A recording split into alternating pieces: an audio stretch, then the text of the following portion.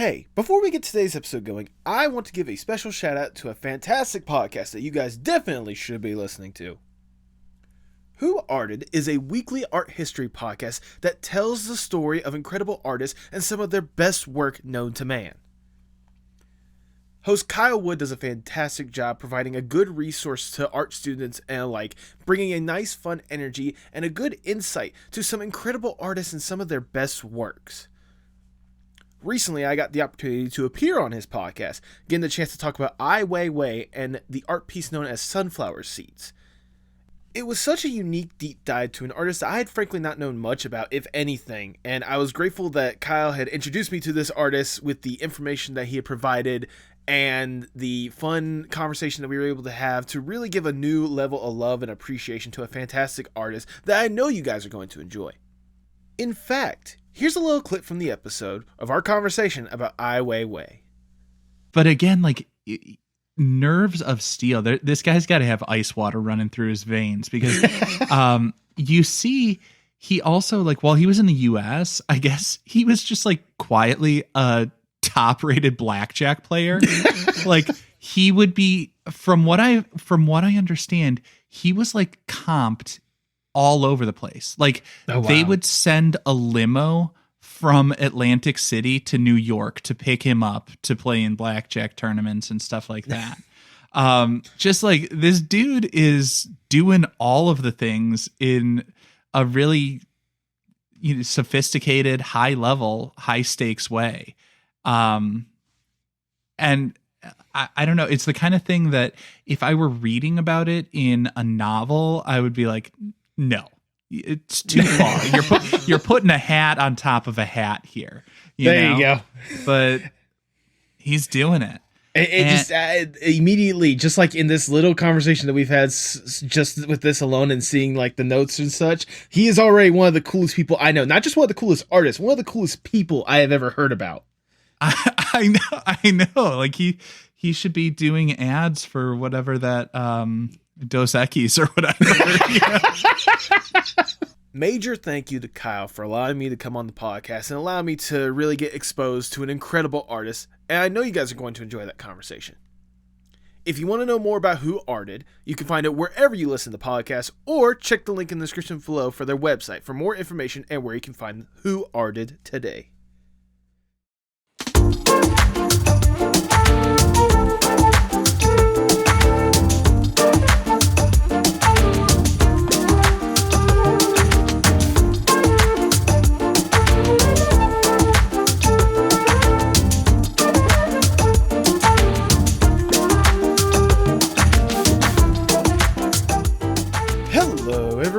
And welcome to the Postmodern Art Podcast, the podcast dedicated to giving artists who are wowing the world over the platform they deserve.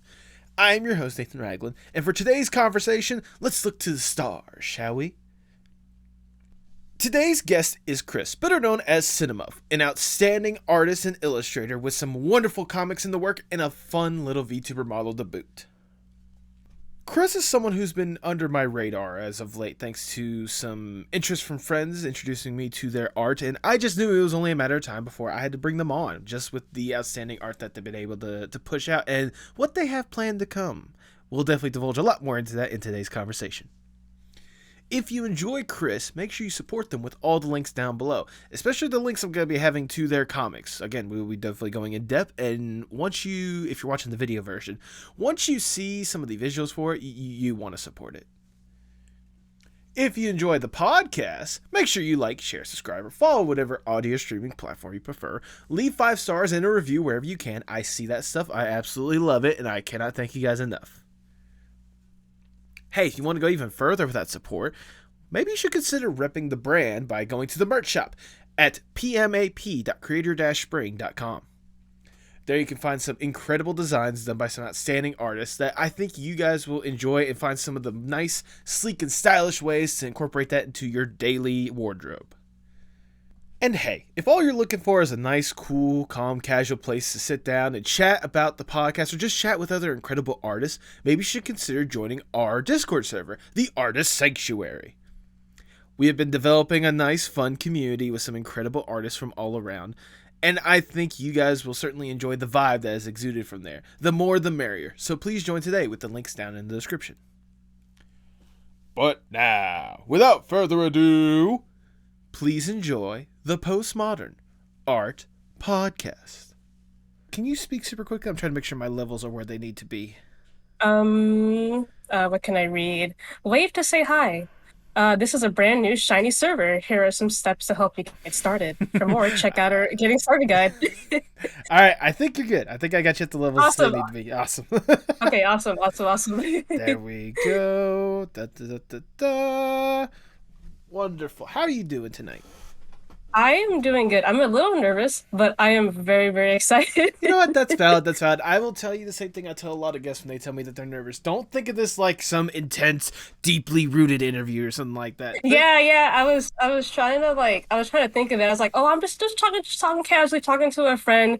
It's not like a job interview or anything. Yeah. So yeah, that's usually what calms my nerves. So yeah. If nothing else, just think of it as a calm, cool, casual conversation where you just get to just gush all about the stuff that you make and the stuff that you like. Yeah. Make this as much your space as it is my podcast. All right, this is as much you as it is me. There's probably more you than me at this point. I will also give you this heads up since we are talking about Discord.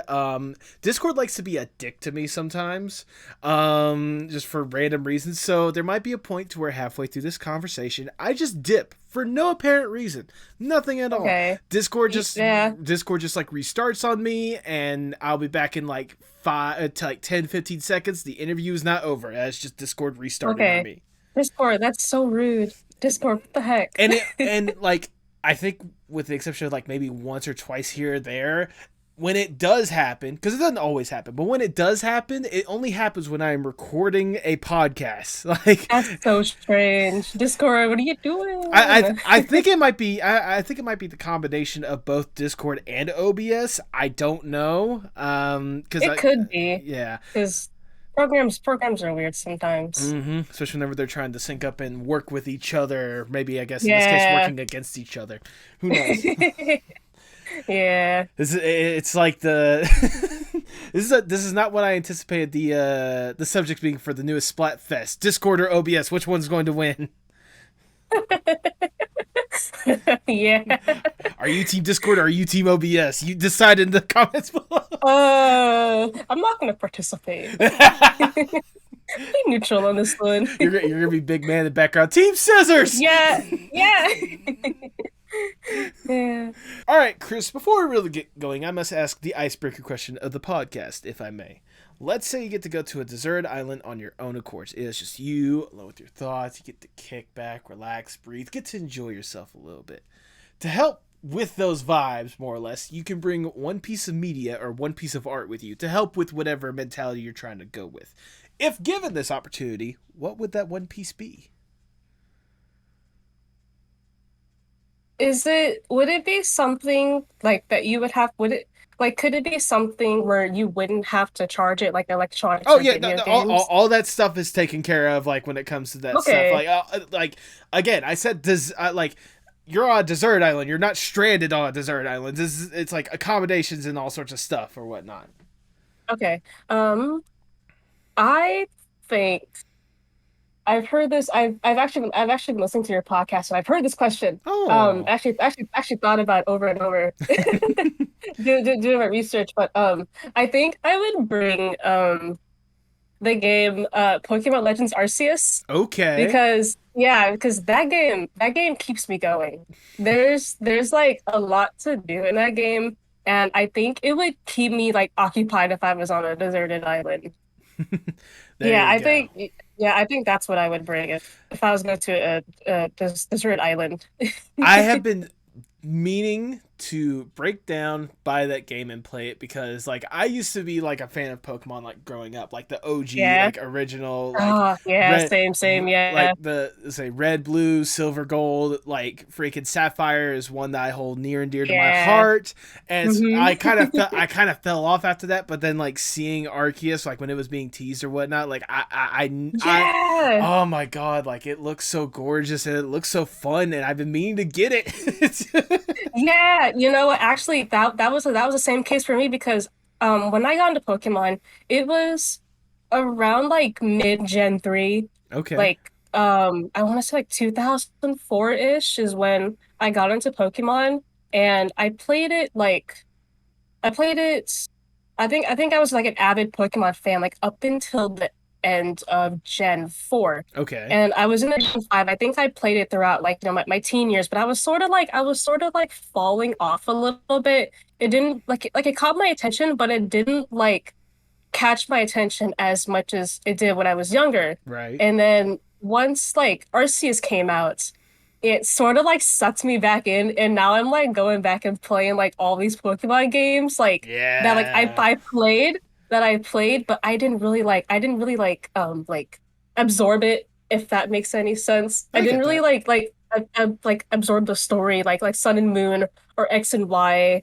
I did like Sword and Shield. I really like Sword and Shield, but yeah, just those games. I'm going back and playing them because like Arceus sort of like brought me back, and now I'm like really looking forward to Scarlet and Violet. Like I can't. Oh my Yeah. God, I can't wait to play those games. It looks so good. It does, like, people give like Pokemon, especially like the recent gens, like a lot of crap or whatnot. I don't care. It looks gorgeous. It looks incredible. Yeah, They're at least putting like a little bit more effort on some of the stuff that I've seen in the past or whatnot. Like let them do their thing. We're gonna be yeah, satisfied at the end of the day. yeah. Oh my God, Arceus was so good. I gotta finish it. I'm I'm almost done with the Pokedex, but I'm taking like a little bit of a break because doing the Pokedex is hard, Yeah. but like it keeps you going. Like I'm excited. Like what happens at the end? I'm really excited to just do like the rule like end game stuff. Hmm. I'm excited. There you go. Keep that excitement up, Yeah, that's for sure. But nevertheless, Pokemon Legends Arceus. That is your answer. You're locking that in. yeah. Uh-huh. Then, if that's the case, I cannot think of a better way to start the Postmodern Art Podcast. Welcome, everyone. I'm your host, Nathan Ragland. Feel free to like, share, subscribe, or follow whatever audio streaming platform you prefer. You can support the podcast on Patreon, like my brother, Jacob Ragland. Go to patreon.com/PMAP and follow us on Twitter and Instagram at PostmodArtPod for future updates and guest announcements, including today's guest. They are an illustrator and comic artist with some stunning comics in the works, such as Star Quest and Caltonia, while also being an out-of-this-world VTuber. Welcome to the podcast, Kris, a.k.a. Cinnamuff! Hello. Hello. I'm waving, but you can't see me right now. Hey, you know what? Yeah. I still got that energy and that vibe off of the waving. I felt that. I felt that. I appreciate Yeah. that. How are you doing today? I'm doing good. I'm excited. Good. You should be excited, just as how I've been excited to get the opportunity to talk to you, especially since I really went all in and really got a chance to really absorb some of the stuff that you've been working on and some of the stuff you've done. It's incredible what you've been brewing, but before we divulge into what you are working on, I want to go back just a little bit, if I may. I want to know more or less the origin story of Cinnamuff. What got you interested in art in the first place? Art. It was just something that like I just picked it up as a kid. I think I want to say I started drawing around when I was about 5. I Okay. guess like it just sort of happened for me. Like um I think like it was probably like free time at kindergarten or whatever, and I think I just picked up some crayons and paper and started drawing, and I was like, "Oh, this is fun. I like this." And I kept doing it, and I don't think I want to say I started taking art seriously as there was like one time when I was about 14 when I started to learn like anatomy and like how the Okay. human body works. Cause yeah, I think that was one time I took art seriously. I think like the next time I started, and I was sort of casual about it up until I was about like 19 or 20. I Okay. want to say is when I started taking art a little bit more seriously. So yeah, um as for the username, can I answer Oh. that? Yeah, Yeah, go as as for for it. as for as for the username, um I so my original username was Cinnamon Muffins, and that was something I created when I was 13 back in Okay. 2011, and I think a few years later I ended up shortening it to Cinnamuff, and that was because Cinnamon Muffins was like it was really long and it was kind of a pain to type out. So I was like, I'm gonna shorten this. It's gonna be Cinnamuff from now on. So you shortened it for Yeah, plot convenience. Got you. yeah. What I have to ask, what was it about cinnamon muffins that was so vital for you that you basically made it your own name, if I may ask? I don't think I can give an answer. I think I was just trying to find like things that like stuck to me Okay. because this was this was like my early Tumblr days, and Oh, okay. I was trying to find like a name that like just fit me because my username at the time on DeviantArt, it was Canby Churn, and it didn't really stick to me. I wanted something new. Okay. So I like I think I cycled through about like 3 or 4 names before I landed on Cinnamon Muffins, and it's just sort of been with me since, until I shortened the name a few years later. I mean, fair enough. Plus, like, let's be honest, Yeah. especially when it comes to like Tumblr or whatnot, like the usernames that you can find on there are like, there's not even a limit when it comes to Tumblr, is there? Like their usernames or whatnot. There isn't. It's like You can make you like a can paragraph your username essentially. you literally yeah, you can. You literally can. There's so many like possibilities with Tumblr. Jesus. So I have to ask, when did it go from just a general love for art and such to a passion and wanting to make it your career? Hmm. I think it did start around when I was 20. I think I was trying to think of like things that I enjoyed doing. Because um I knew that I didn't want to do like any sort of like office work, Right. just like typing in forms or anything. So I was like, well, I like art. I can, do art as a career. Like, like people I know are doing this. It's Mm-hmm. a possibility. Like, why not shoot for that? So yeah, that's that's how it all went. You know what? That's valid more than anything else. I mean, trust me, not everyone needs an NPC job, to put it bluntly. Yeah. No, but it's like, like for example, I work at a warehouse right now. I Hmm. would love to be working in the arts rather than working at a warehouse. So I Yeah. totally get that. I totally understand where you're Hmm. coming from. Do you remember some of like the first pieces of art or maybe some of the first artists that really like grabbed your attention and made you want to lean towards an art career? Oh, it was there was like this group of like webcomic artists I discovered Okay. like when I was like 15 or so, around the time I joined Twitter. So Okay. like 2013 or so. There was like this they were like in their early 20s just like, doing freelance art, and I remember like seeing that because I was in high school all the time, and I was just, just thinking of like what I can do, and like I see that and they're having like so much fun, and I was like, "Oh my God, like that looks like so much fun. Like I want to do that too." I mean, that's So absolutely yeah. valid. Hmm. I'll say, do you remember Yeah. any of those web comics or any of the artists like off the top of your head? Like, is there any that like just sticks out? Be like, if it wasn't for this particular comic or this particular artist, I wouldn't be the artist I am today.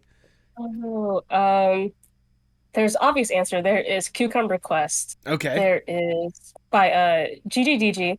There is Monster Kind by Taylor C. There is Monster Pulse by what was her name?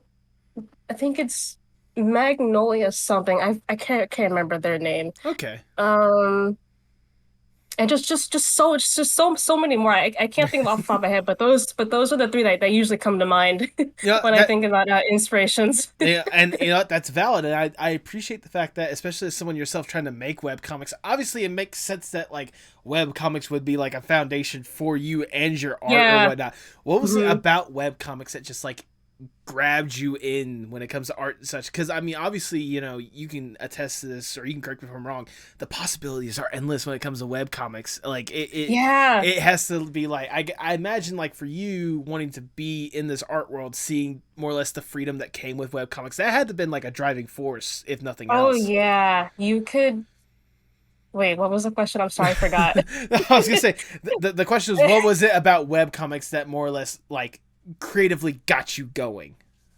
Oh, it's just like you're able to like draw and tell a story at the same time. And me being a storyteller and being an artist, it's like those two go hand in hand. Like I can do this. I mean, You you're not can wrong. like you can just you can just do whatever you want with webcomics. There are like no limits. Well, obviously, like, you gotta take care of your hand and body, Yeah, There are those, but it's just like the storytelling aspect. You're not limited to um like like in a studio or like a publisher, like you can't like put this, you can't put that.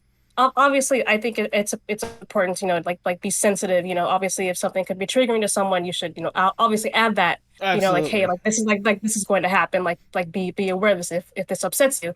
Um, so yeah. Yeah. I just gotta say, like you talking about like especially like the freedom compared to like studios or whatnot. Like I both love and hate that because like I love that what you're talking about is absolutely correct. I hate how correct you are though, because like I'm thinking of shows like for example like the Owl House or whatnot. Like the fact Hmm. that they could probably tell a million different stories if they really wanted to, but because of studio meddling or whatnot, they can only push out like so much. Sadly, and Hmm. like with webcomics, Yeah. especially if you're going on your own, like just telling the story you want, you can tell as long or as short of a story you are. You can take as long as you need to tell that story more or less. Like Yeah. it's Yeah. you can create just about any character that you want. You can implement whatever kind of dynamic that you want to implement, and Hmm. it at the end of the day, it's your clay to mold what story you want to tell. Yeah. Exactly. Yeah. That's what I love about webcomics. It's just it's fun. Absolutely. Is there any It's, web comics right? I don't know how up to date you are with web comics or whatnot. I don't know how often you keep going back, but is there any that are like right now, just like it absolutely blows your mind that people are creating these stories through web comics? oh, there's this comic I love. It's called Star Trek by Giselle Weaver. Okay. Oh my God. It's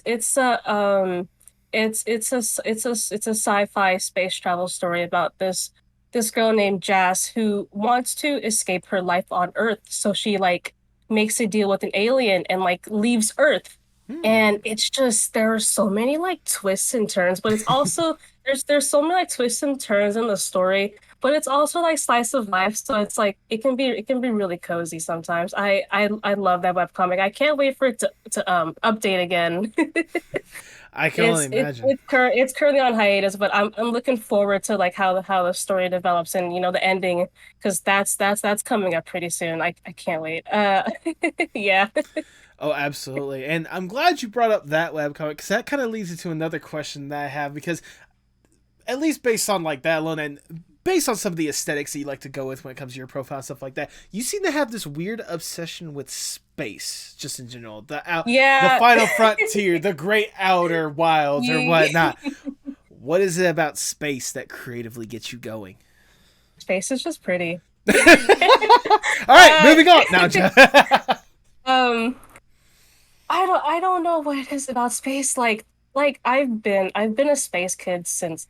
Yes, literally space kid. I've been into space since I was a kid. I remember I remember being like in science classes, like in school, I would always look forward to like when we would talk about space because it interested me the most.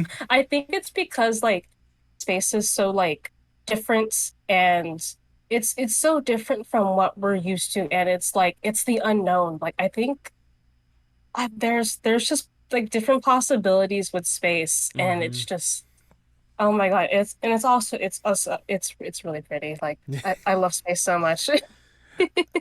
Once again, you're not wrong. It is absolutely gorgeous. It just reminds me. What was it? There was a time when I went to school for filmmaking, and there was a film Hmm. that me and my classmates made to where like for on we did some on location filming at like one of my friends' log cabin up in the mountains, out in like the middle of Mm-hmm. nowhere.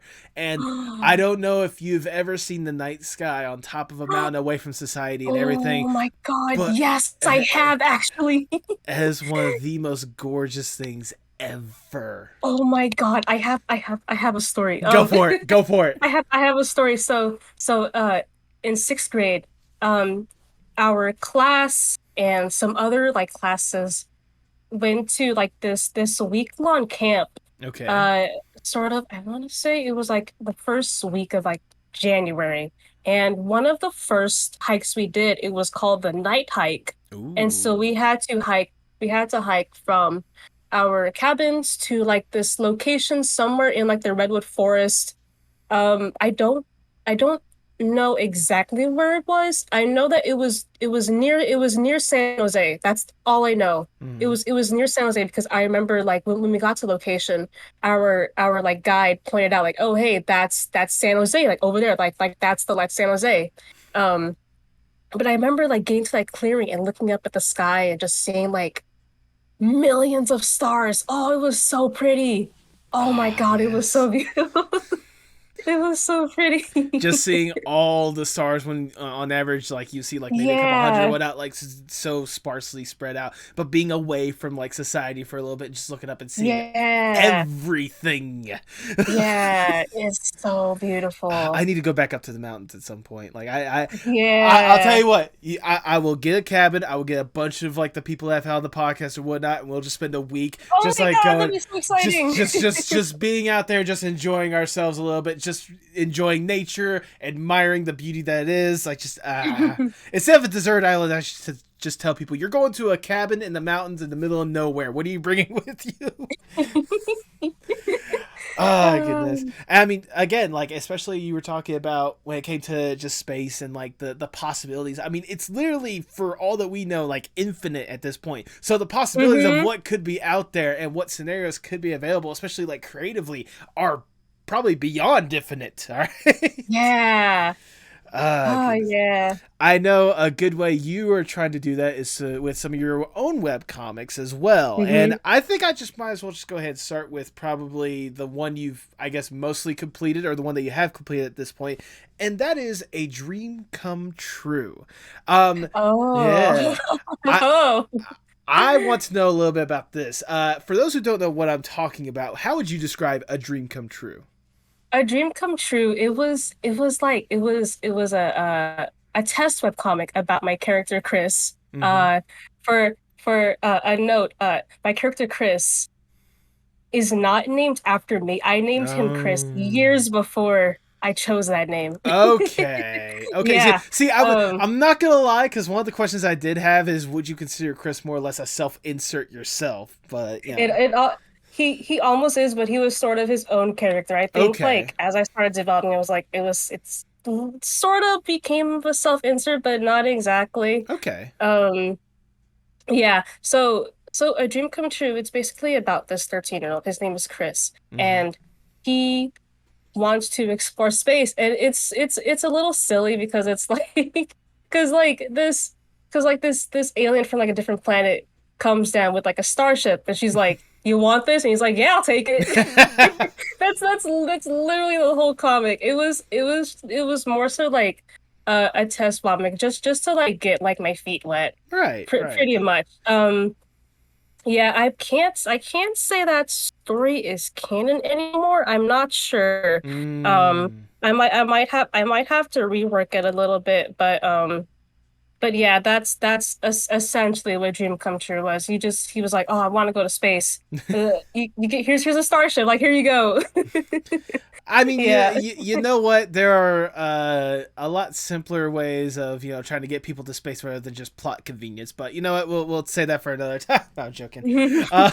No, what exactly? How did this concept even come to you in the first place? I think I think the way I was thinking about it is that like I wanted to do like a test web comic, but like Okay. I just actually it came from actually I think it came from a story it was like a short story I wrote when I was about like 16 or Okay. so. Okay. I think that's where it came from, and I wanted to like make like a short web comic just to get my feet wet, just to see what it was like, test the waters, see if, like what I can improve on, what can I eliminate? Because like web comics, long form, there's like a reason why people always say like make your web comics short or don't go too detailed because you can get burned out really quickly. So I Right. was just trying to think of like like just like test the waters and just see like, okay, like what can I change? What can I add? Like what is okay to keep? So that's essentially what Dream Come True is. Just a test. Yeah. Just to kind of, if nothing else, like I said, it was a test comic for you to see if you could truly do this even in the first place. You want to Yeah. see if you could Hmm. wanted to go all in with this and truly go forward with this stuff. Yeah. So I mean that Hmm. makes sense. I mean, everyone's got to start somewhere, right?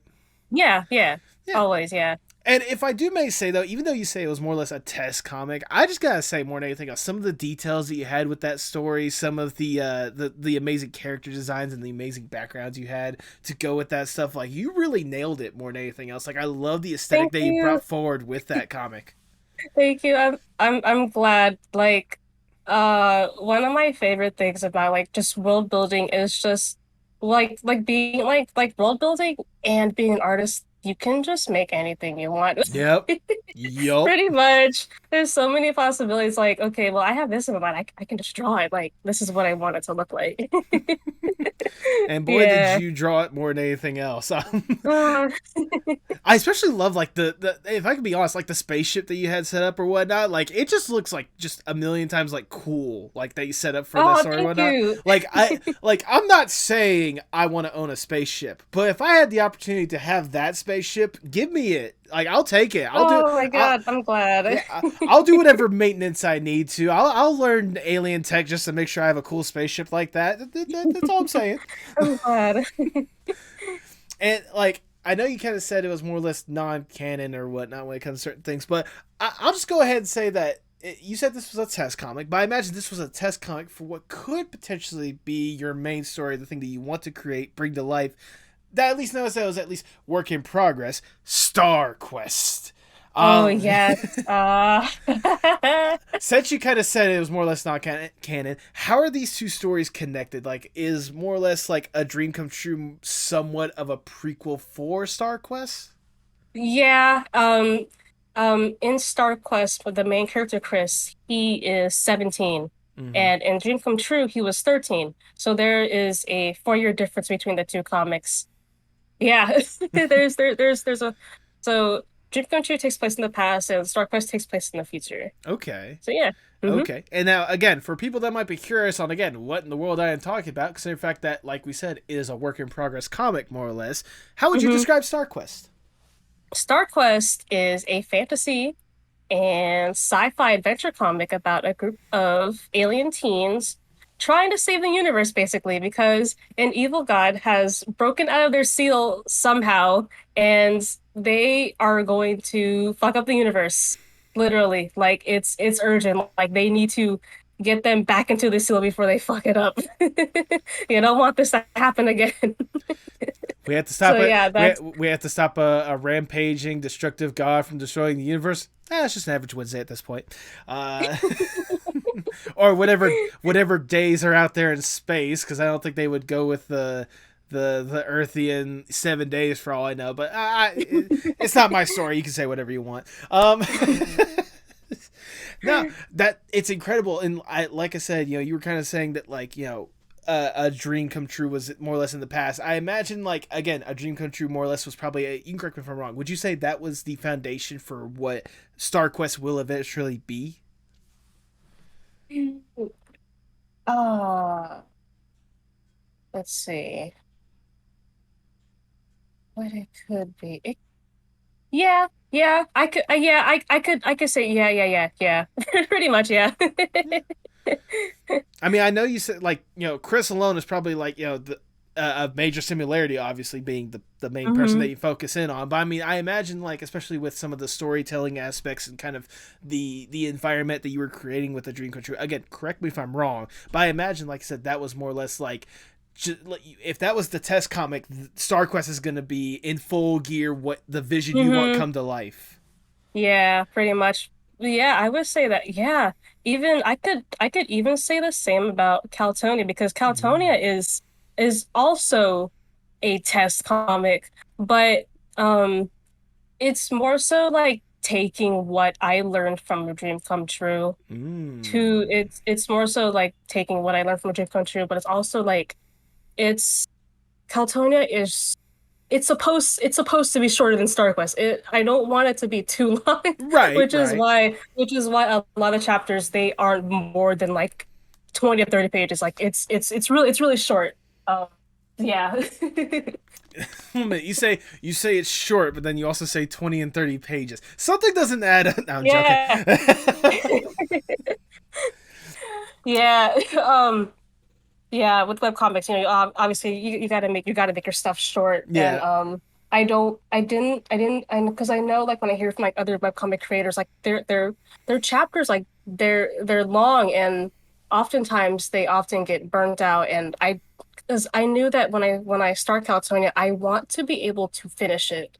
So a lot of times I have to like cut out like scenes that aren't like obviously I want like scenes where you get to know the characters, but also like I kind of have to like cut them out just like mostly like for like my own health Hmm. because obviously I don't want to burn out. Like I want to see like the story to like its end. That's valid. Yeah. That's very valid. Yeah. Yeah, because burnout really does like Yeah, it. burnout It, sucks. it just ruins everything more or less. Hmm. And Yeah, what were go. you gonna say? I say you go Oh, on because otherwise I was I was about to gonna move the say, conversation along. I was gonna say, it always just makes me sad when I hear people like, my favorite artists or friends who are just burnt out, and it's just like, man, it sucks. I feel for them every Yes. time, it makes me sad. Like, Especially, man, especially with especially knowing the amount of time and effort that some of those incredible artists are putting into their stuff, or more or less, like it's both horrible to see that burnout is happening, but also like sometimes with some of them, especially with how much they put into their stuff, it's understandable why they have burnout. yeah, you gotta like know your limits. Exactly. Yep. Exactly. And we'll definitely divulge a lot into Caltonia for a second, but I Hmm. did want to go back just a hair because there was something that you said that I meant to ask sooner. You were saying that especially with StarQuest or whatnot, it was and with Caltonia, it was taking the stuff that you learned from A Dream Come True and applying it to these stuff. So I have to ask, like obviously as the test comic of A Dream Come True, what did you learn from that experience and how are you applying it going forward? I need a better buffer. So, a buffer is like completed webcomic pages that Mm-hmm. are ready to go. So like let's say so like often sometimes I would see like it's good to have like a buffer for like 20-ish pages or like a Mm-hmm. chapter. It's be like even like before you start your webcomic, it's always good to have like a good buffer, like just in case something happens or like you miss or like in case like something happens or like you're too busy and you're not able to work on your comic, you can still put out updates because you have like that really good buffer. So 20 pages that could be like how many months could that be? Let's see. About five-ish months if you're updating like maybe once a month. So Yeah, yeah, that seems about valid. it's always good to have a good buffer. This might be a me thing, but I think I focus on color a lot, and I think it's important for me to know how things are, what the base colors of something is. So, like, for like certain locations, I need to know like what this look. I need to like concept art.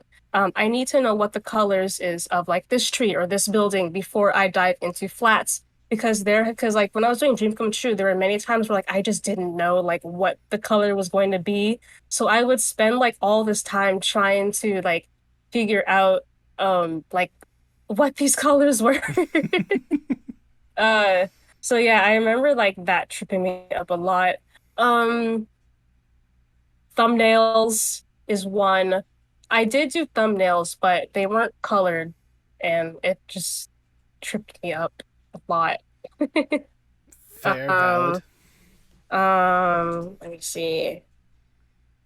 I said concept art. Concept art is very important. Yeah. I believe that's it. I can't think, just a buffer and concept art.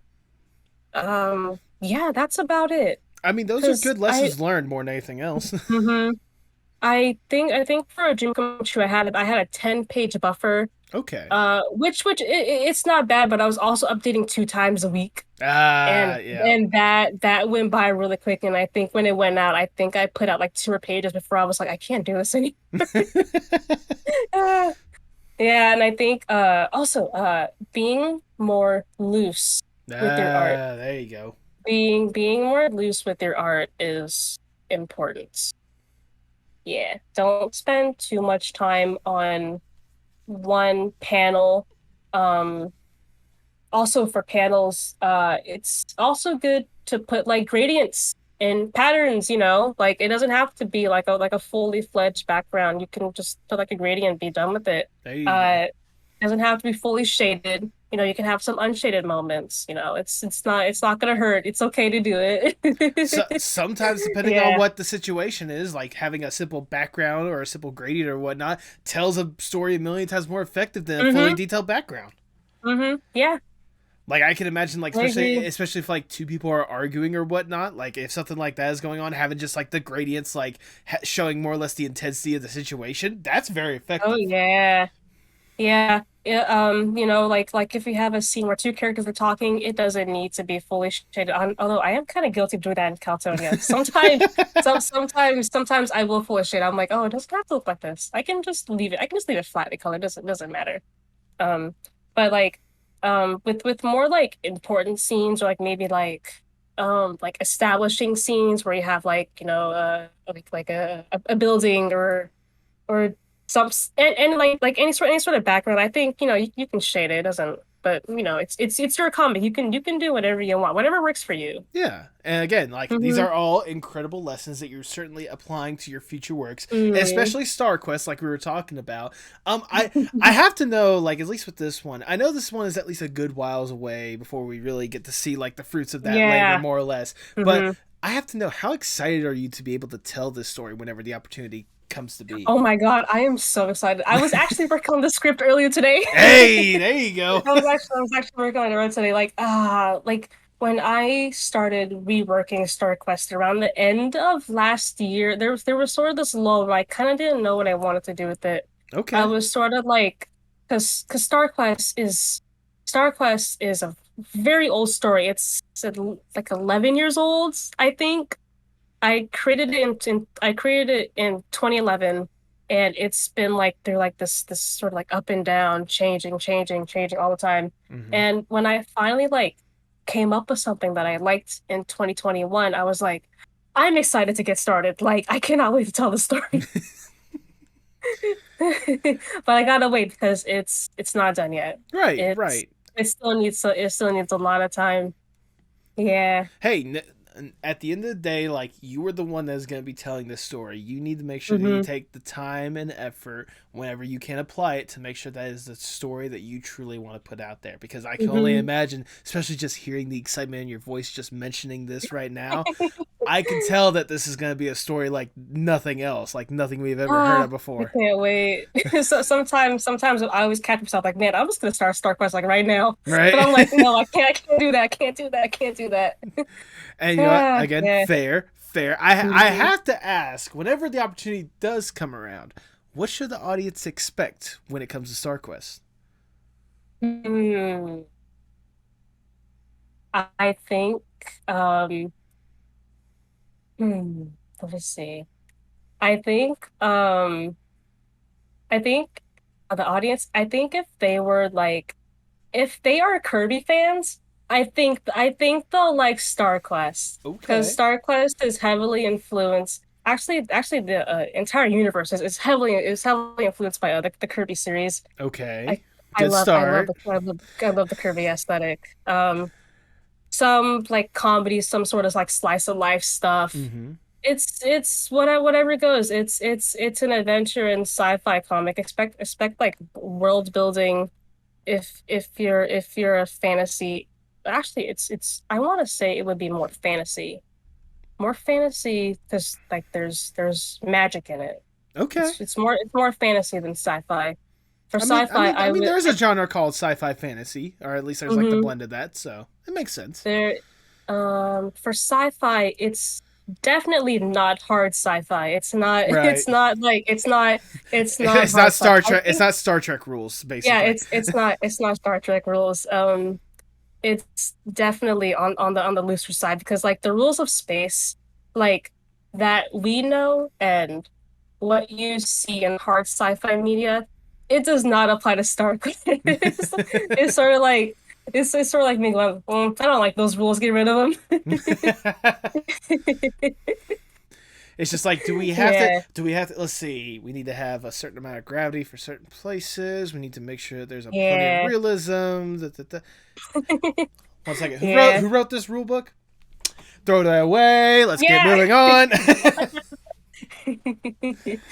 There you go. Yeah, Well, I know that I'm certainly excited to see the fruits of that labor. But before we really I'm get, glad. I say before we actually get that comic, we actually have another one that you're developing that's actually right around the corner. Depend, Hmm. depending on when this will either be released because this is releasing in September. But this is either going to be released or it's going to Hmm. be passed or it's slowly coming up to it. But you have a webcomic that's coming out really, really, really soon that we talked about a little bit. Yep.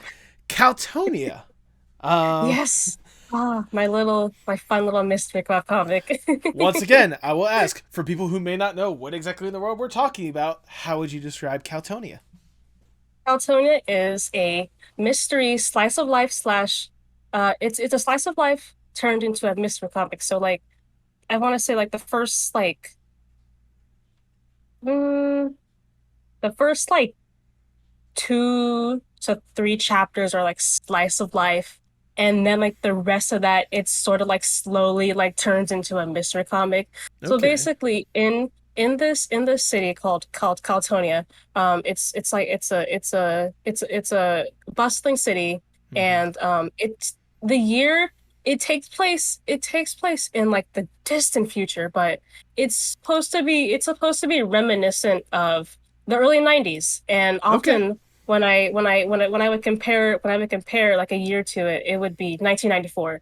So so this group of kids are starting to notice like something like funny happening in the city. So basically like all their family, their friends and their peers are like disappearing and they don't know like what's happening. And so like they decided to look into it and they find some shit.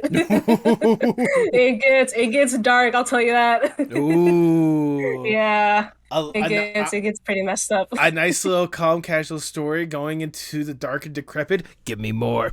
Um, I have to ask, obviously, with such an interesting concept and a completely different group of characters and whatnot, how did this concept come to you? What urged you to actually tell this story?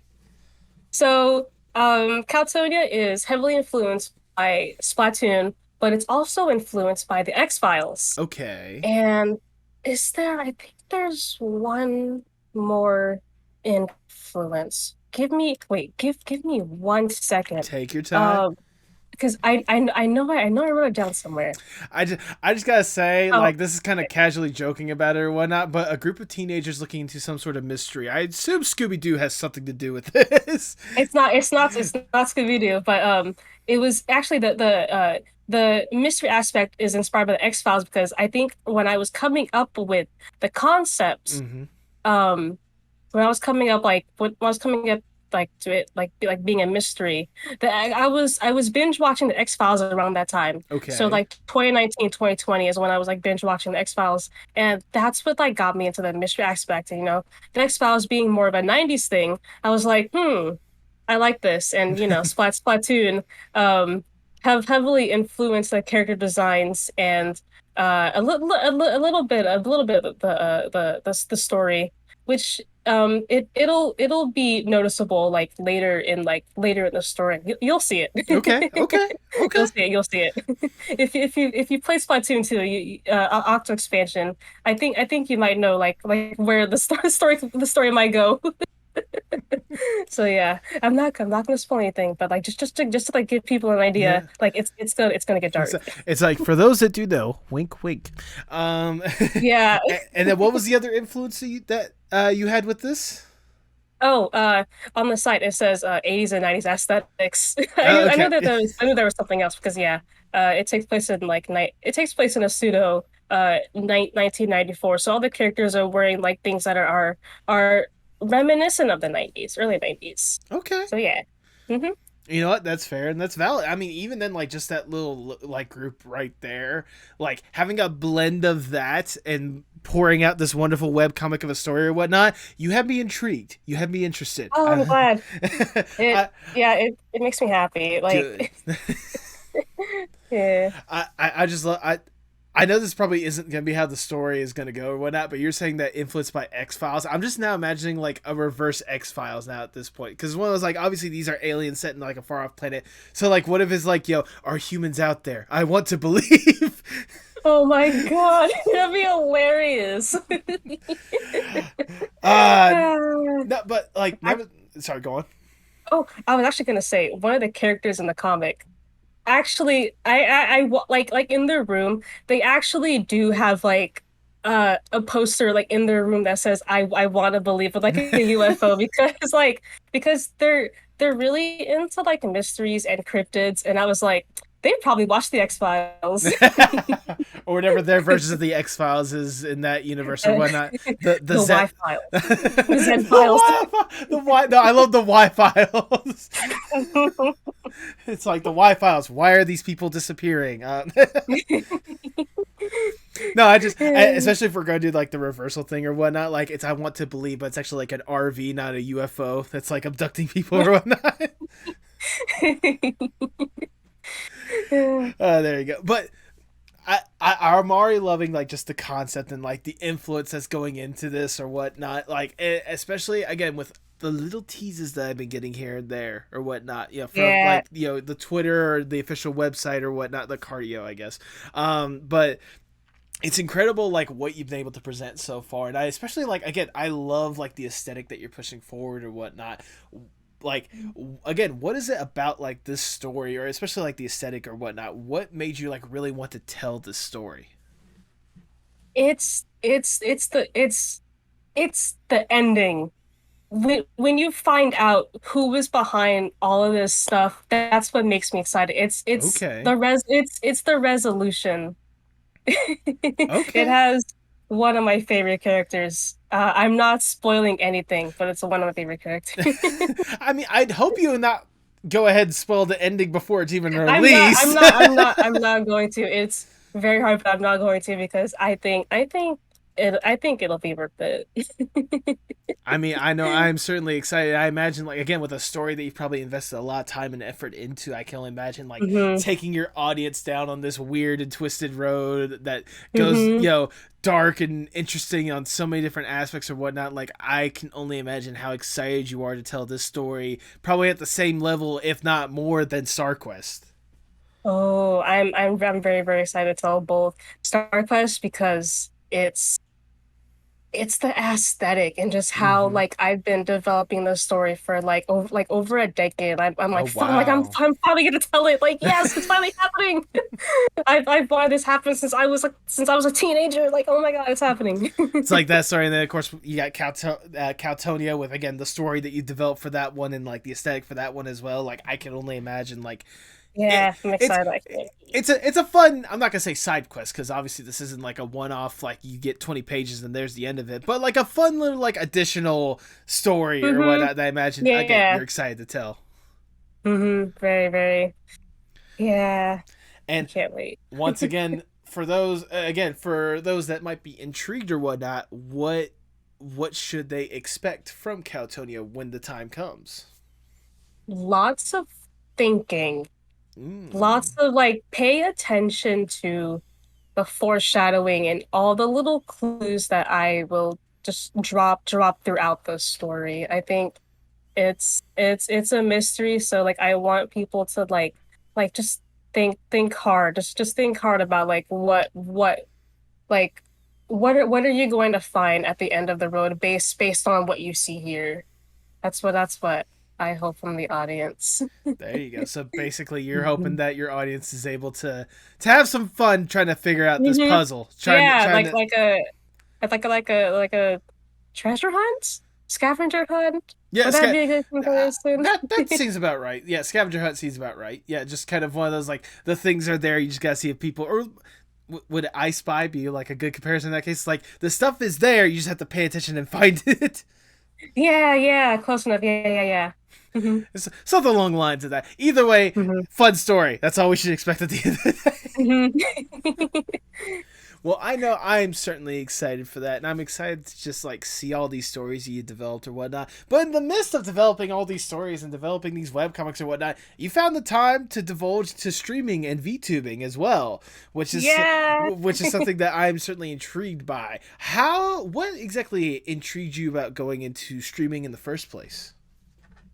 Streaming has I streaming has always been fun for me. Okay. I like just, just sitting down just with some friends, and just playing some games, just having like a chill good time. I've been streaming on and off since 2016. Oh wow. Back with remember livestream.com, remember that?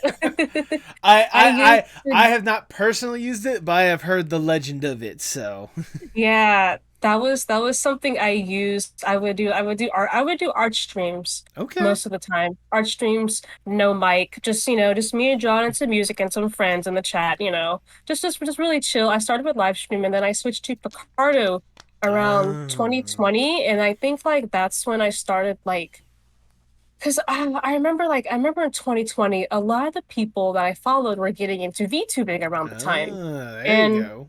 um I think at the time I was a little nervous about having like my voice out there, just being more out there, except just like that's not like text on a screen.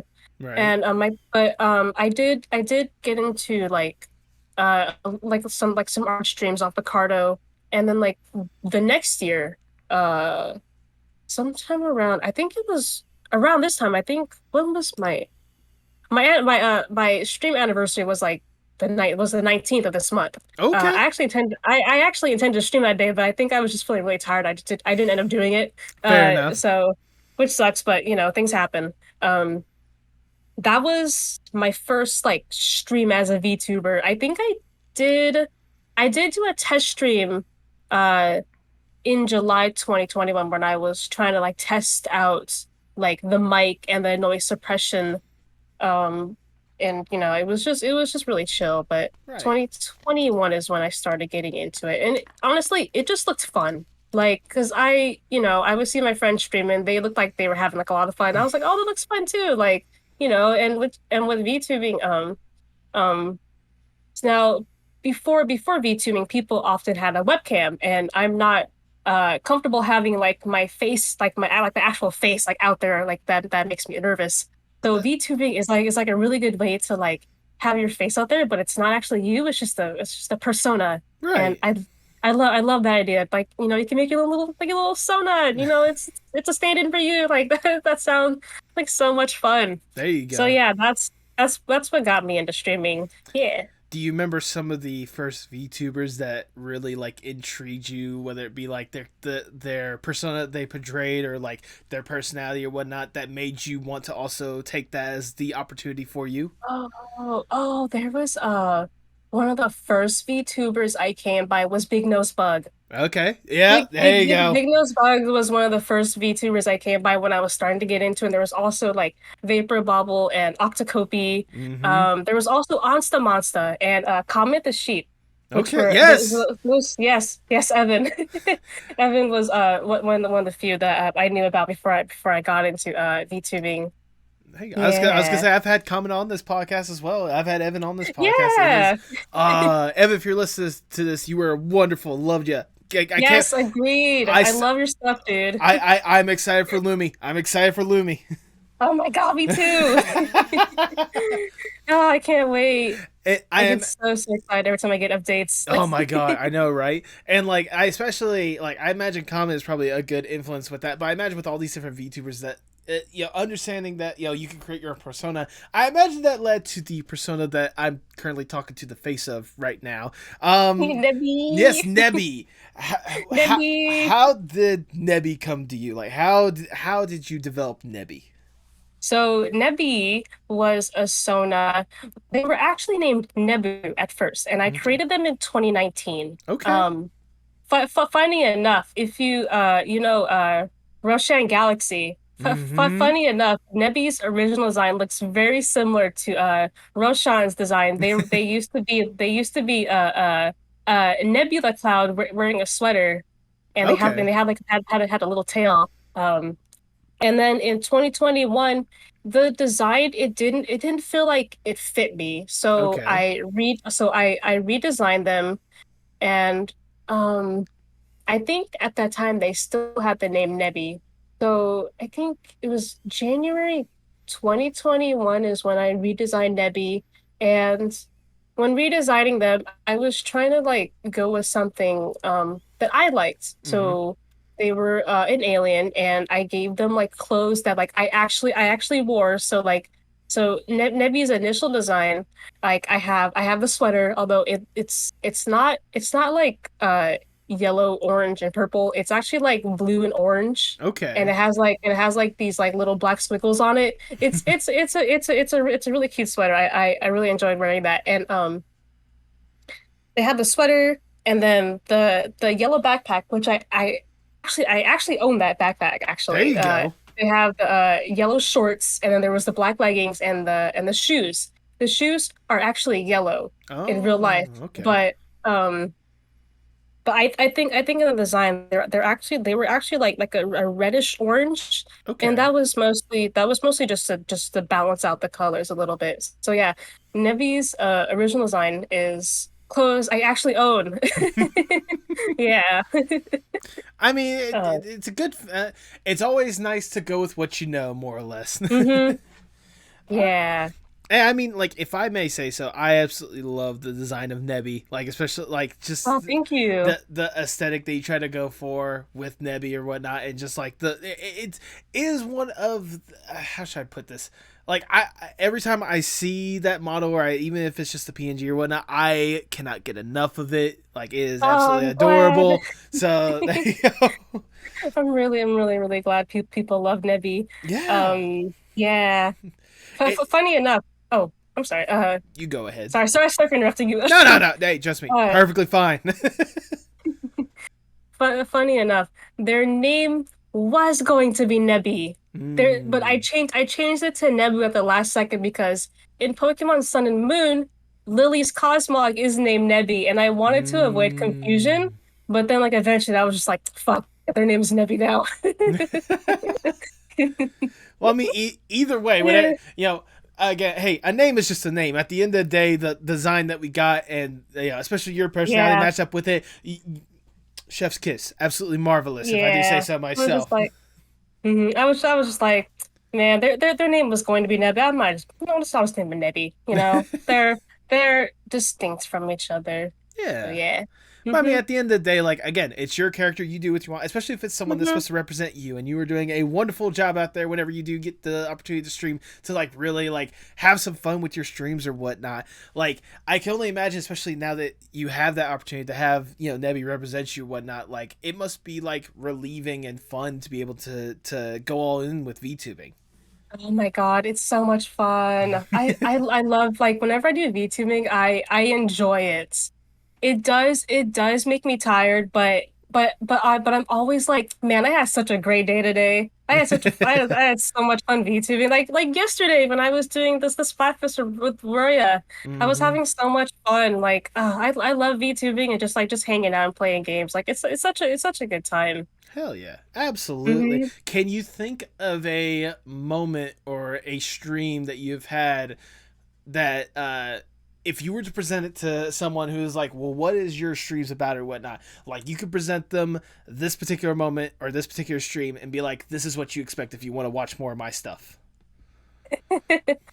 What came to mind was there was this scene, there's this clip when I was playing Wander Song. Okay. I was playing Wander Song and there's this NPC that asked you how many like it was something about coffee beans and they oh my God, it still makes me laugh to this day because like there was because like I went into like a laughing fit because it was just so ridiculous and just so funny. Um, so basically they asked like how many coffee beans do you want? And I kept like saying yes, and I kept like going up to them, talking to them, saying yes, and the amount kept increasing, and I just didn't know why that was so funny to me. I went into like a laughing fit because I was like, this is so ridiculous. I don't know why I'm laughing so hard. So, um, yeah, that.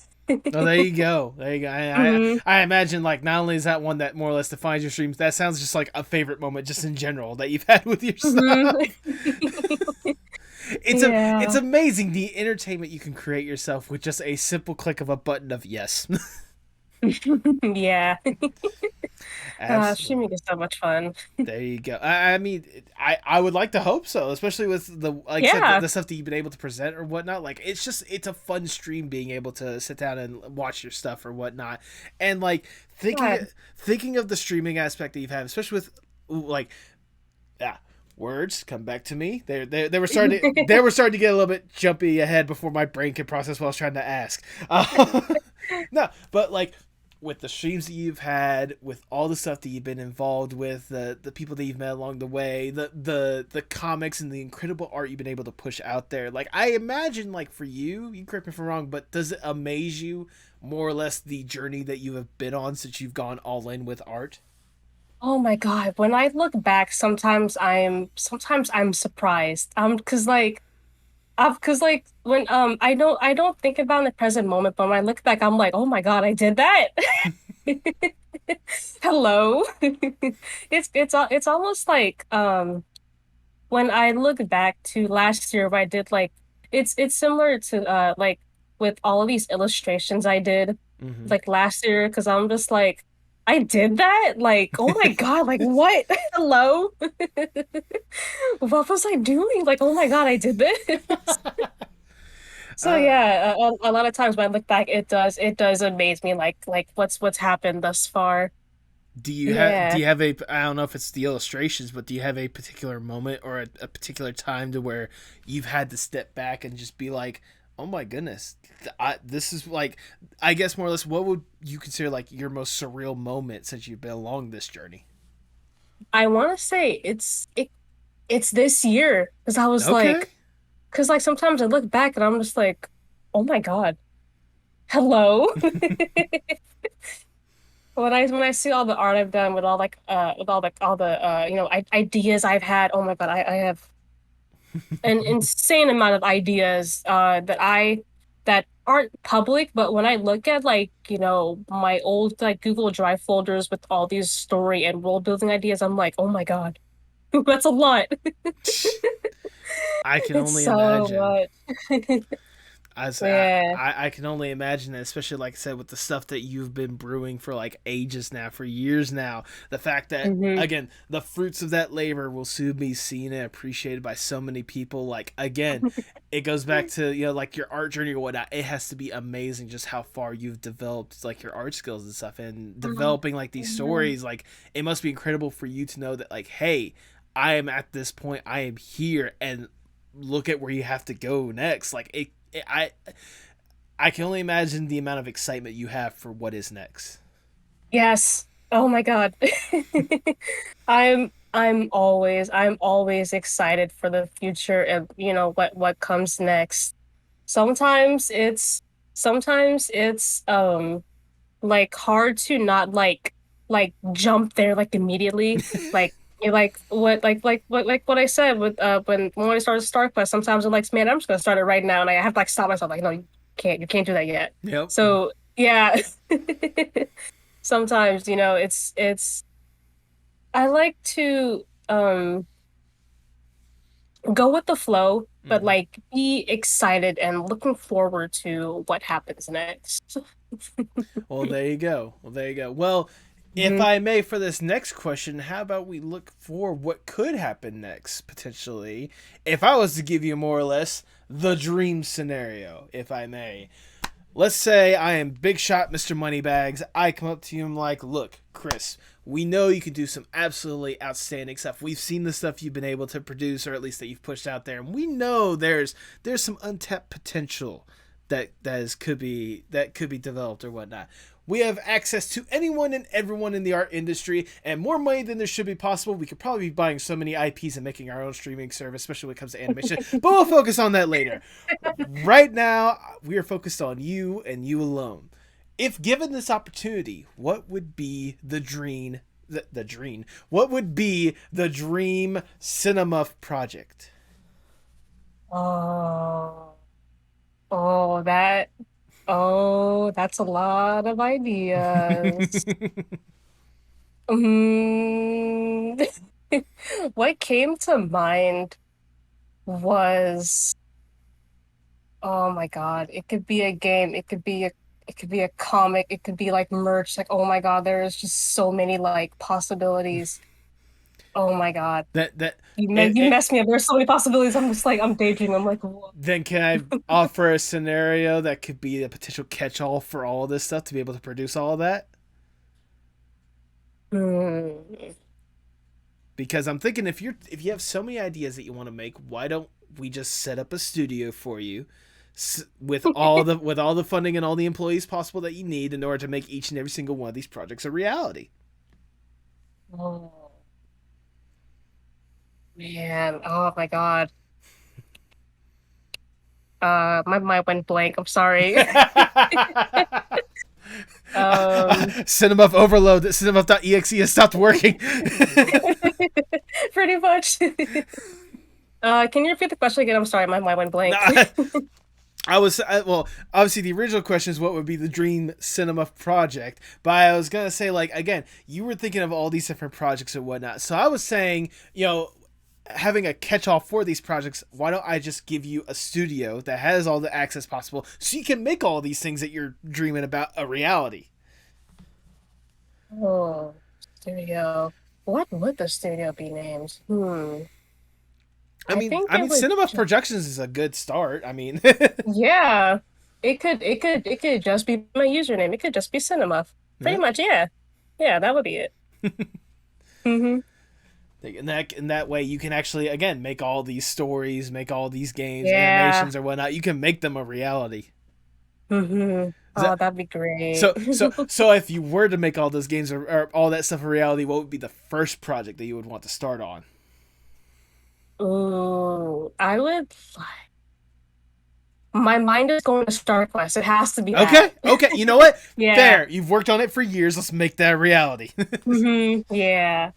It would have to be StarQuest. Would you stick with the web comic scenario, or would you maybe develop it into a game or a animation, or something along the lines of that? Funny you say game because actually, when I came up with the idea, it was actually supposed to be a game. Oh, Sort of. It started out as a game concept, okay. but it started out as a game concept. Um, and then when I discovered the comic, well, actually, uh, it's it started out as a game project and it was sort of like in this little lull because I didn't know what I wanted it to be. It was just sort of this like project I had going. And Okay. then in 2013, when I discovered the comic Cucumber Quest, I was like, that can be a comic. That can be a comic. And I'm also like just diving into animation a little bit, but that's just more so to like get my hands wet with like story like get hands wet, my feet wet. Trying to get my feet wet animation. That's mostly what the animation is for, but it's StarQuest will always be a comic. Okay. Okay. Yeah. Fair. If it, I could see it as a game, to be honest, you know. It could work as a game. It could also work as an animation, you know, it could be anything. I'll say, hell, let's go above and beyond, and not just a web comic. Let's make it a printed comic too. Oh my God. Oh, I think about that all the time. I think oh my God, I think about that all the time because like whenever like there's like an artist I follow, actually Mhm. just recently, Star Knights, a Okay. comic by K. DeVault, I think. I picked that up and I was like, bro, like this would be so cool if like I was able to like hold on my own comics in my own hands and like find it in a retailer. Like that would be so cool. There you go. Whenever I go to like the graphic novels section in like a bookstore, I always think like one of my comics could be here one day. That'd be really cool. And I dream about that. It's really cool. So like if the opportunity comes up and you know it could still be like the story I want it to be, I oh my God, I would totally go for it to be printed and you know sold in retailers. That would be so cool. So there you go. Then, as Mr. Moneybags, I shall say that we'll use the money to start up Cinema Productions, and the first thing that we'll do, Yes! the first thing that we'll create is Cinema Productions presents Star Quest: The Graphic Novel. Yes! Let's There go. you go. But sadly, we gotta get down from the dream scenario. We gotta get back to reality. I'm And sad, I'm crying. I know, I'm sorry, but I have to ask the ever so generic question. Where do you hope to see yourself 5 to 10 years from now? That is a very hard question to answer. Very hard question to answer, but I also think it's a good one because it keeps people on track. Right. I like to think is as long as you have a goal.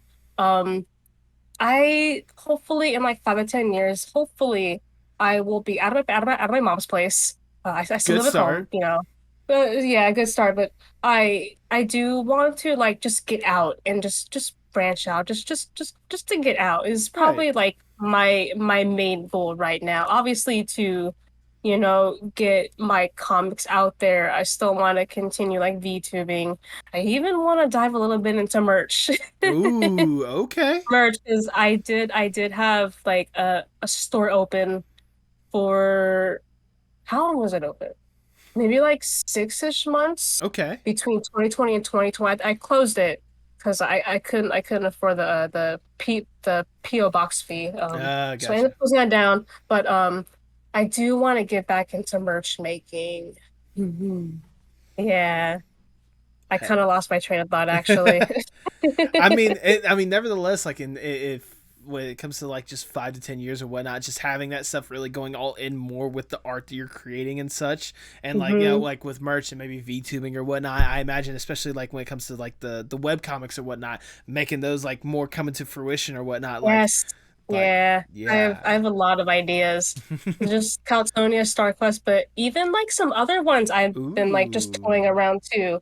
Um, I think for those ones, I think I could see them more as like illustrated novels where Okay. it's like prose with like illustrations. I think like after like StarQuest and Caltonia, I might like dive into that just a little bit. I Okay. think I would love to see that. Yeah. Wait, you're telling me Caltonia and StarQuest is not going to last like 20 years and keep me preoccupied with every waking hour? Oh, you don't know how many ideas I have, dude. I have so many. Well, you know what? If it's anything like just the little bit I've been getting with the stuff you've been able to present, you have me at the edge of my seat. Oh, I'm glad. As we start to wind down the interview, I just have one last question that I want to ask. Obviously, you've been deeply entrenched in art on so many different aspects. Like, ever since you were young, you've been a part of art, and especially since you've gone all in, it's been a major aspect of your life. hmm How important is art, not just for you, but for the world as a whole? Oh, art can bring so many things. Like a lot of the things that people use is, you know, it was created by someone. It was designed, you know, it someone had to make it, someone had designed it, you know. Mm-hmm. Art, you know, art is everywhere, and I think, you know, I think art should be, you know, appreciated, you know, more than, you know, just please appreciate art. Like you have no idea like how important art is in our lives. Well, Yeah. well, there you go. That short, sweet, simple, but wonderfully worded, if I do hmm say so myself. That is all the questions I have for you, Kris. I've already showered you with a Cool. whole bunch of praise, but I want to shower you with a little bit more because it's my podcast. I do what I want. Um, Kris, like I said, ever since I've gotten the chance to get to know you in the first place, I've always appreciated your presence. I've appreciated the bit of art that I had seen here Oh, and there. Because I again, like, just your vibe and your presence or whatnot, it helps me relax more than anything else. Like, I get that oh, instant I'm vibe off of you. glad. I'm glad. Getting the chance to really dive deep into your stuff and see the stuff that you've been able to really develop more or less, like, it has me excited and intrigued because you have so many incredible things and, like, untapped potential, honestly, that I can only be nothing short of excited just to get to see more of it, to consume more of it, because there's a lot of incredible stuff that I know you are capable of. There's a lot of incredible stuff that I know is just like waiting to be unleashed into the world. And I'm gonna be one of the first people to tell you that, like, the world needs to see it because it's absolutely incredible what you got set up. And getting the chance to sit down, talk to you, get to really get to know you more, and getting to really understand the excitement that you have for this stuff, it just makes me more and more excited for what you have next. So the long and the short of it is, thank you for what you do. Keep up the incredible work, and really just go out there and show the world, like, the incredible stuff you have in mind, because it's something that we need. We need to see more of your incredible stuff. So go out I'm there and so glad. knock and show the world what you have to offer. Oh, that that makes me so happy. I'm really really glad that you enjoy my work, because sometimes I do get like, well, people don't like this, but sometimes I have to remind myself, here, sometimes the compliments I get, I do like screenshot them and save them, and whatever I'm feeling down, I look at them and remind myself, like, hey, like, people want to see this, like, people love your ideas, so it keeps me going, and just hearing that from you, just it really warms my heart. It makes me really happy to hear that from you. Well, there you go. I'm more than happy to say it a million times over because I'm just being honest. Like, again, I'm just excited to see what's next when it comes. Plus on top of that, like, yeah, you have the comments before, but now you have an entire podcast that you can listen to get that Yes. confidence up. When you messaged me, I was like, oh, hey, Post, when you asked me, like, do you want to be on the podcast? I was like, yeah. I was like, what? Well, I'm certainly glad to have that excitement, because if nothing, the feeling is mutual when it comes to your stuff. I'm ecstatic to see what you have what you're going to be putting out there. So there, I'm I'm so happy. good. You should be happy. And if other people should see what you could potentially be having and should be as excited as I am, in order for them to see that stuff, go ahead and plug your stuff for the people at home. Okay, so it is the same username across all platforms. I am Cinnamuff, CINNAMUFF, Mm-hmm. on Twitter, Instagram, Twitch, NeoCities. If you have a NeoCities, I also have a NeoCity site. Okay. Um, uh, I am on DeviantArt, but I do not post on DeviantArt. Um, I am on YouTube. Okay. But I think that one is just my stream VODs, and you might find some ancient stuff if you go to my YouTube, like Ooh. some decade old speed paints I used to do, and I think that's about it as far as online presence. So yeah, I mean, if nothing yeah. else, I'm sure there's like websites or Twitters for like all your webcomics as well, so that people can Mm-hmm. get that for updates. I mean, I'm Yep. sure you're gonna be having it on your main thing as well. And again, even Yeah. if you miss anything, I'm just gonna make sure to have all those links in the description below, so I got you covered. Oh, nice. Do you have any final words before we sign off? Um, I don't, but I do love what you're doing with your podcast. It's good. It's great that you're doing this for all these creators, and I love the idea of the podcast. I really do appreciate it because it was an idea that I kind of had brewing for a little bit. It was just a matter of actually going forth and doing it. And honestly, Yeah. and when this episode comes out, it actually should be close to 2 years since I started doing this. So Oh, yeah, really? yeah. Oh, I that's start I awesome. started this September 17th, 2020. That was when the first episode was uploaded. Ooh. So Oh, nice. yep, yep. Oh, you're almost And there. I Three was weeks. I was going to say, when this episode's coming out, I think September 8th, correct me if I'm wrong. So it'd be like, again, Oh, like, yeah, cool. yeah. But no, it's one of those like, ever since I went all in with this stuff, like it was an idea that I've been wanting to do for a bit to really just give artists that platform, because there's incredible art out there. And I've said this many times over when it comes to this podcast. I've said it on this podcast as well. But like, you can correct me if I'm wrong. It feels like, especially when it comes to art in general, people will push their stuff out there, and then either they appreciate the art but they don't think much of the artist, or it just get lost in the shuffle and doesn't get the appreciation despite the hours of effort an artist can put into their stuff. Yeah. And if there's any little way that I can to show these incredible artists that they're doing incredible stuff, and they need to know that what they're doing is impacting people, I'm more than willing to do that. That's why I want to do this badly. I appreciate the fact that you appreciate it. Thank you for taking the time to listen to this and really showing your support. It really means the world to me. Nice. And thank you for having me here. Like, Absolutely. this is my first podcast, and I was really like shocked when you asked me. So Well, yeah. hopefully, Thank you for the opportunity. Hopefully, once you get yourself out there will be many more podcasts in your future. If nothing else, depending on how much more you developed, you're more than welcome to come back on the podcast at some point. There's an open invitation for you. Yeah. Nice. I'll go ahead and give this little tease as well. I am planning something a little big for episode 100, and you are more than willing, if you want, to be a part of it. I'll definitely get with you after the fact, and the fans, they'll certainly be excited when 100 comes around. So, what episode is this? What episode will this one be? This is gonna be 94, I believe. So it's right around the. Oh my god, it's coming up real soon. It's coming up. Yeah, thanks you for reminding me. Ooh, that's really soon. I'll definitely keep you in the loop if you're interested. We'll definitely talk after this podcast, but yeah. But for those at home, thank you for listening, especially up to this point. And all I have left to say is, for the people at home, hasta luego, mi amigos. Bye. Tell me what's wrong, tell me sparks in motion. Sing me a song, tell me your eyes can't go open. Show me it all, pick me up in the car you drove when you used to call. Show me it all.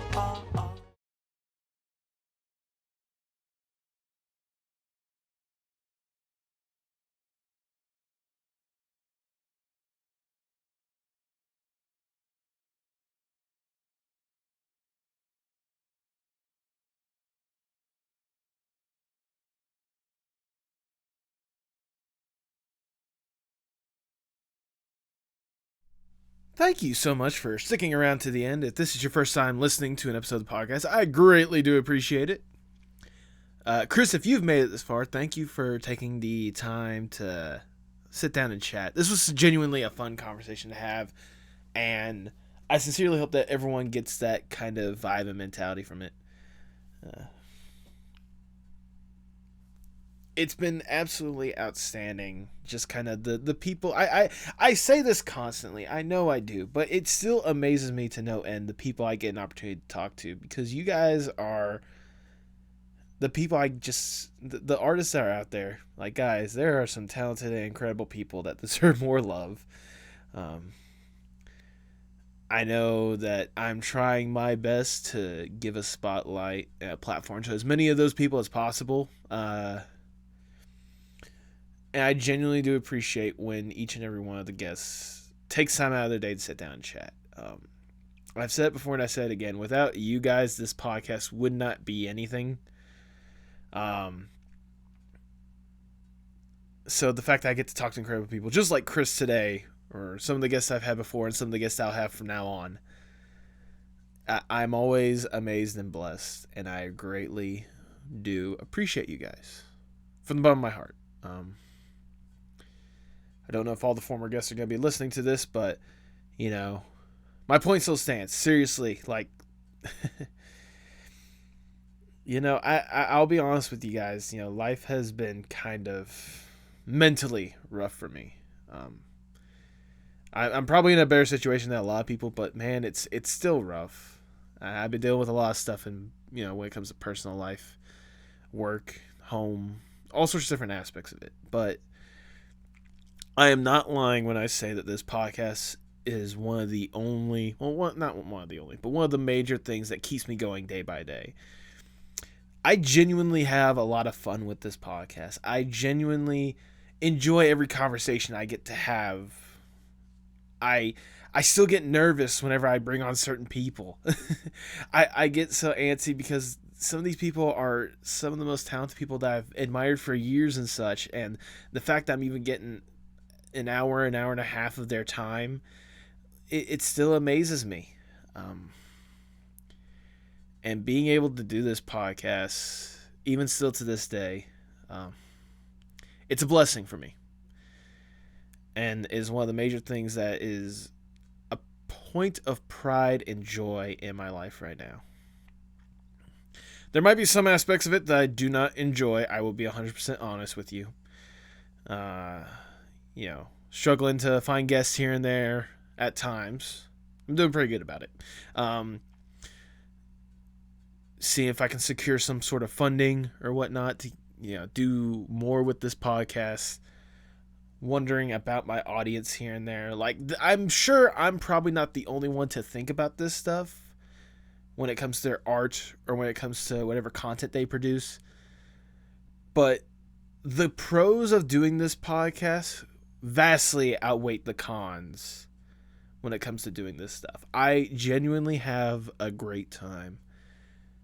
And I genuinely have fun doing this. I've met some incredible people through this. I've been able to talk to some outstanding artists I wouldn't have thought much of beforehand because of this podcast. I get the opportunity to be part of a community, to grow a community, thanks to you guys.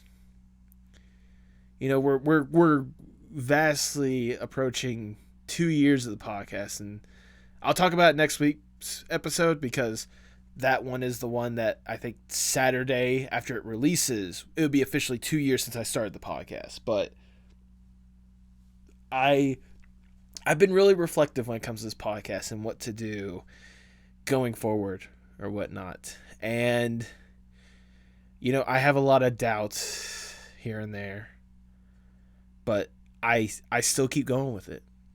I still keep going with it because, like I said before, it is genuinely one of the few things that gives me so much joy and happiness in my life right now. And without you guys, I don't know what I'd be doing. I sincerely hope that I get the opportunity to do more.